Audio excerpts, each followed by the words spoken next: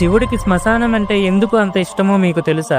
ఒకరోజు పార్వతీదేవి శివుడితో, స్వామి, శుభ్రమైన కైలాసంలో చింతామణి గృహం ఉండగా, అంతులేని ఐశ్వర్యం ఉండగా, మిమ్మల్ని ప్రేమించే నేను ఉండగా శ్మశానంలో ఎందుకు ఉంటున్నారు అని అడుగుతుంది. శివుడు చిన్నగా నవ్వి, దేవి, బ్రతికి ఉన్నంత కాలం అన్ని చోట్లకు తిరుగుతారు. నేను గొప్పవాడిని అని ఒకడంటాడు, నేను తెల్లగా ఉన్నా అని ఇంకొకడంటాడు, నేను ధనవంతుడిని అని కొందరు, నేను ఎక్కువ కులం వాడిని అని మరికొందరు అంటారు. ఇన్ని ఉన్నా చివరికి ఊపిరి బయటకు వెళ్లిపోయిన తరువాత వాడిని తీసుకుని వెళ్లి పాడి మీద పడుకోబెట్టి శ్మశానానికి తీసుకుని వచ్చి అక్కడ కర్రల మీద పడుకోబెట్టి కాలుస్తూ ఉంటే ఆత్మ పైకి లేచి నిలబడుతుంది. పుర్రె పగిలిపోయిన తర్వాత కన్న కొడుకు కూడా స్నానం చేసి వెళ్లిపోతుంటే చీకటి పడ్డాక ఆత్మ చుట్టూ ఉన్న భూతాలను చూసి భయపడుతూ, నా అనుకునే వాళ్ళు అందరూ నన్ను వదిలేసి వెళ్లిపోయారు, బ్రతికున్నన్నాళ్ళు వాళ్ళు నా వాళ్లే అని అనుకున్నాను, ఇప్పుడు వాళ్ళలో ఒక్కరు కూడా నాతో లేరు అని ఏడుస్తుంటే, నేను ఉన్నానురా భయపడకు అని చెప్పడానికి నేను ఇక్కడ లేకపోతే